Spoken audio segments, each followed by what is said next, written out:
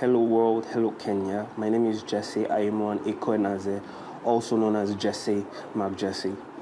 You see, myself and beloved John have been friends for a while right now, and I happen to be his manager, and I usually help him to manage his shows and his bookings here in Nigeria, inclusive of his music, while he's home and abroad.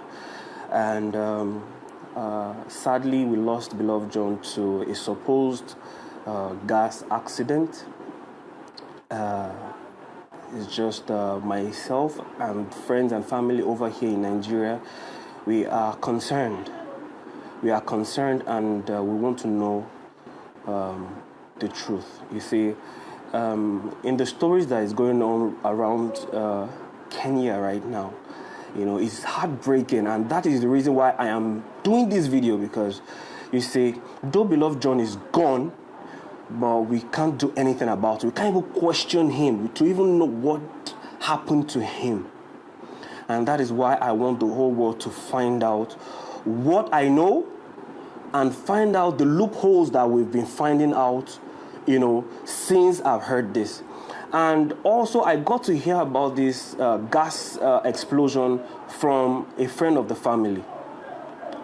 For privacy's sake, I'm not going to mention the name of the family who told me, because as at the time I visited Kenya in November 2019 for their wedding, I happened to be with these people, and I spent some quality time living in their house for some time, while beloved John and his wife, you know, went to the hotel to have their honeymoon. And after they got back, I was with them in their new house, which was at the river on Mombasa Road. You see, I've lived in that house, and I know the setting of that house. I know every setting of that house. And I just want the whole world to understand that stories don't tally. I've been hearing, and I've still been receiving messages from anonymous people telling me things that, you know, beloved John has also been talking to people about his married life, you know, and it's just so sad that he had to pay with his own dear life, you know. Only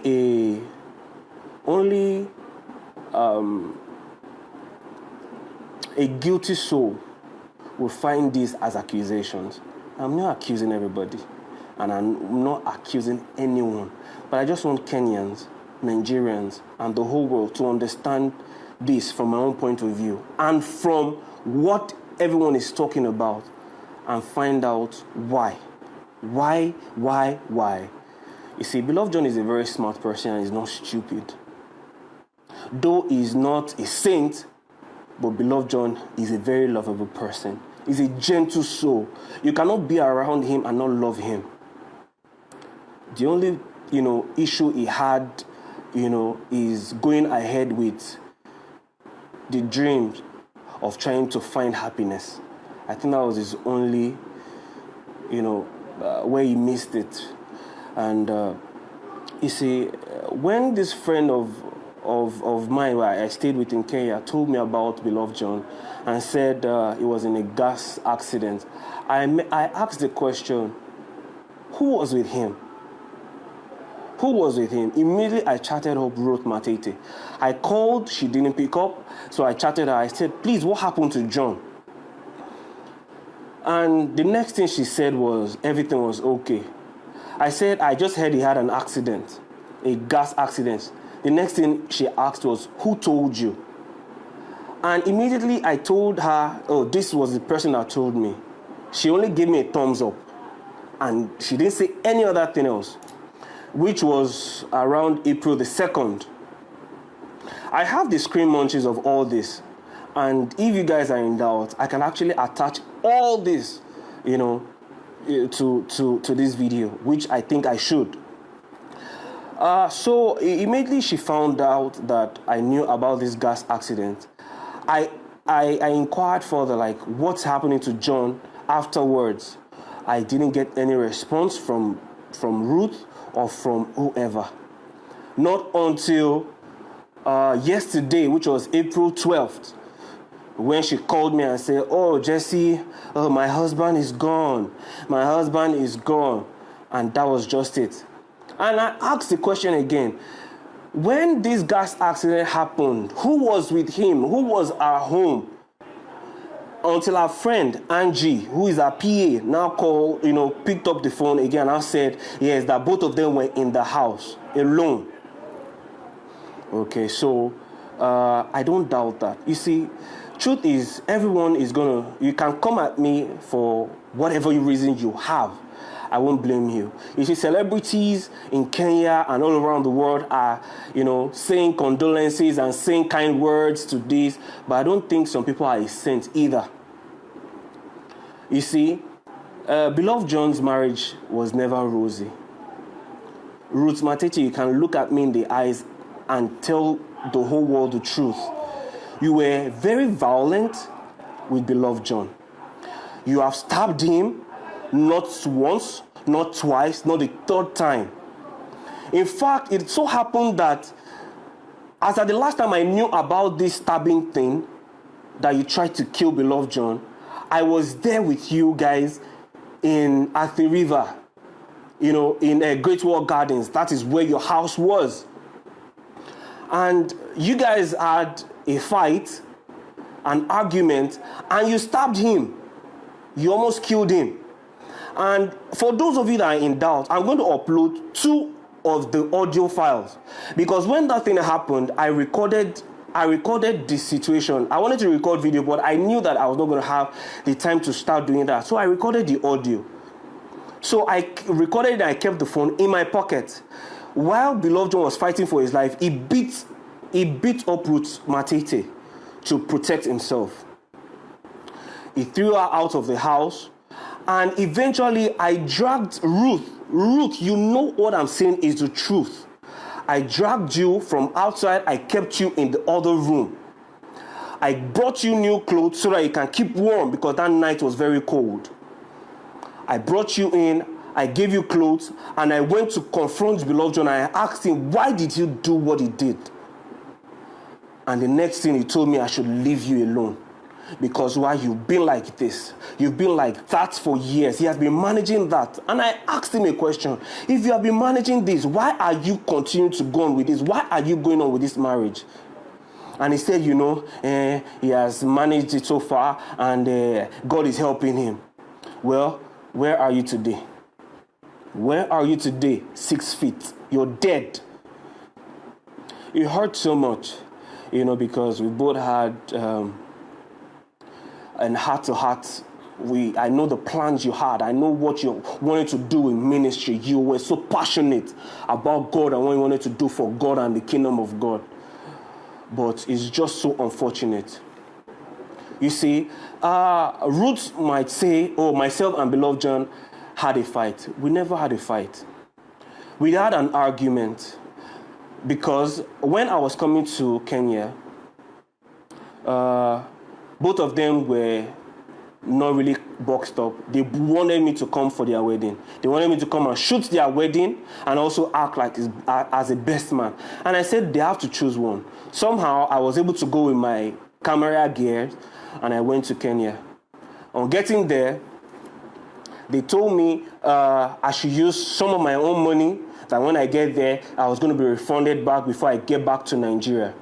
And I felt, it was the day I wanted to celebrate with them. So I had to just take it. I had some money in my account, which were not my money. I had to even make additional borrowings from some friends and families here, which made up for my flight ticket and for some of the costumes that I got for both the wife and the husband. And I did. Getting there, it now became an issue to pay back. Beloved just started telling me stories that, don't I see how things are here, that they are not as boxed up? But I you lied to me. Why would you do that? So what do I go back to Nigeria and tell those people that have borrowed money from that? How am I going to, augment all that? Then he told me I should give you time. I should give you time. Even Ruth herself, you told me to give you guys time. You were going to pay back. You're going to do this. That you have programs coming up and you're going to use it to refund my money, so that I can refund it back to those people I owed. That was what prompted myself and Beloved John to argue. And before that, Beloved John wanted to come back to his family here in Nigeria. He wanted to come and see his son and his daughter. Yes, for most of you that don't know, he has a son and a daughter. And one of the things we shared was, why don't you come back to your first wife? And this is the same reason why Beloved John, anyone that speaks that to him, he shuts them out. And I can see why. Because if he tells it to Ruth, Ruth gets upset. Ruth is she's more interested in what people are saying about her than what is good for both herself and her husband. She cares too much about what the media is talking. It gets to her head. At some point, she was in and out of rehab. Mr. Abel Munga, her father, knows about this. You know about this, that Ruth she's wasted. Ruth has some psychological issues. Ruth is very wise. She looks as if she can't hurt a fly, but Ruth, oh God, oh Jesus Christ. And when you now wanted to tell the elder brother what happened, you said Beloved John was rushed to the ICU unit because he had an appendix. When you found out that one would not hold ground, you now later opened up to him and started telling him he had a gas explosion accident. Ruth, the set of people that were trying to get in contact with Beloved John, you shut them out. You were only telling people he's doing fine. You sent a broadcast and message to people so that you can solicit for money and start using your baby, as an alibi to get funds and say you needed money for surgery. There are certain things for me that were not right. First, your husband had an accident. You didn't tell anybody. You didn't tell his family. You didn't inform his family. You didn't give accurate information on what led to what to his family here in Nigeria. You didn't give accurate information on his health status part-time to his family here in Nigeria. Not until the death of Beloved John. And you see, during that argument the other night when you guys had that fight while I was in Kenya, Ruth Matete, Luxo, you told me, tell your brother to go back to Nigeria. Tell your brother to go back to Nigeria because you were done with this marriage. You were done with this marriage. Or else, if he doesn't go, it will look like an accident. I guess eventually this is the accident you were talking about. It didn't make sense then, but now it made sense now. You know what? I only wanted to open you guys to these things. When I ask these questions, nobody to give me a direct answer. And I hope Ruth will come out right now and say the truth. I hope Ruth will come out and say what really happened. See, Beloved John is not just, he can't just die like that. He said he had burns. He had, that burns of the picture that I saw cannot kill Beloved John. The picture is too gross, but that picture cannot hurt Beloved John. Perhaps I'm going to put the picture over here so you guys can see. The picture cannot hurt, is not enough to kill Beloved John. But you see, I leave it to you guys. From Ruth's friend and saying they want to bury Beloved John. I sent her a message, do not bury Beloved John.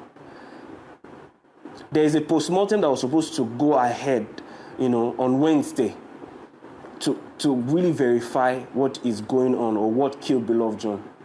If you bury Beloved John without the real thing, Nigerians will hold Kenyans responsible. Now, it remains that now Nigerians are not safe in Kenya. That's what you guys are trying to say right now. And if that is what the case is, then too bad.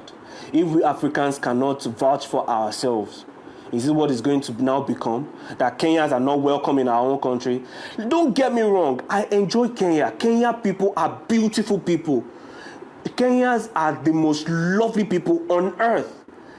Kenyans are the ones that open their doors. I boarded a matatu. That's what you guys call bus. I boarded a matatu. I was going to Ngong Road or something, or wherever it's called, to a church one time to worship. And I didn't know how else to go. I boarded a matatu. I didn't know how to speak Swahili. But I told them where I was going to. People were the ones vouching for me. Oh, you've not gotten there. They were telling the bus conductor that, oh, I was going to get highlight here. I was going to highlight here. You guys are lovely people. And I just want to put it to you guys. There's something that is not making sense. Find the truth for yourself. Find the truth for yourself. Mr. Abel Munga, I respect you so much. I love you so much. You know that. You can attest to this thing, that your daughter actually has something to hide. But right now, I just want, this video to go out. And I pray that justice, is being held for beloved John. Because this is not just natural at all. This guy had so much to give. I'm just going to pen down here. If anybody wants to ask me anything, I think you already know who to ask the questions. Don't ask me. Ask the person that is involved, that was there alone, that ran out instead of helping the husband to cover the burns, that ran out to meet neighbors. Your husband is on fire, you run out to meet neighbors to look for help. Does that even make any sense? Ladies and gentlemen, I want to beg you. I'm begging you in the name of God and what you love the most.